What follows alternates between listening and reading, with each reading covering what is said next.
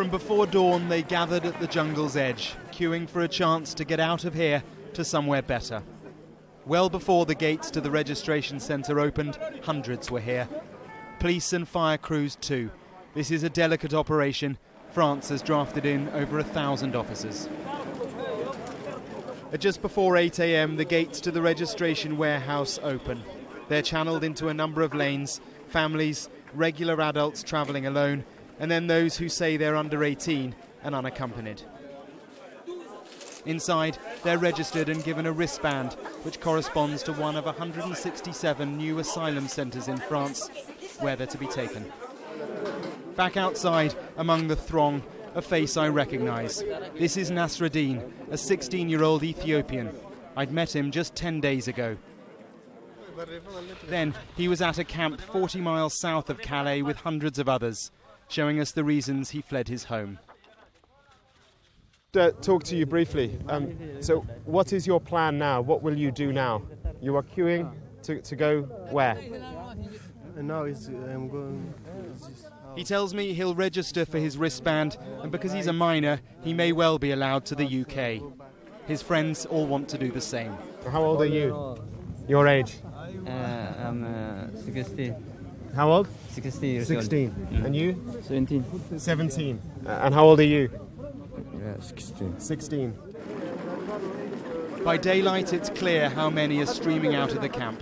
This is a demonstration that most of those who live in the jungle don't actually want to be here.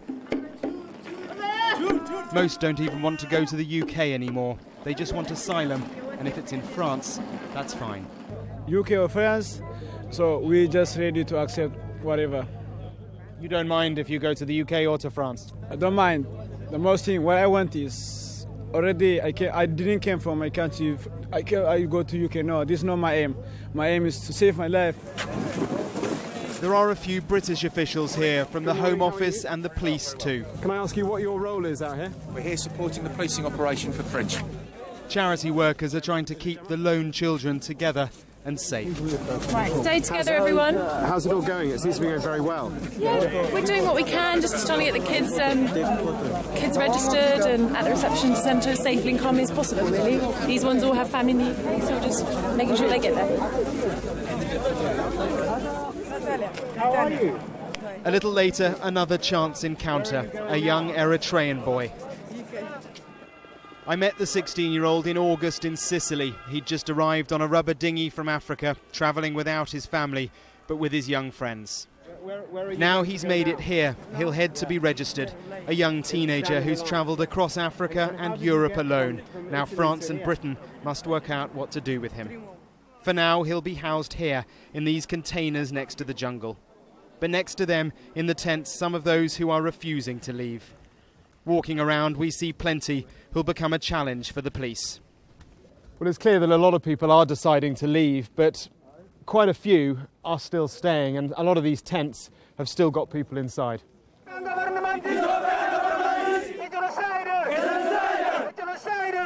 By late afternoon, a few moments of tension. A group of Ethiopians are worried that they will be split, the minors taken to the UK and their adult friends remaining in France.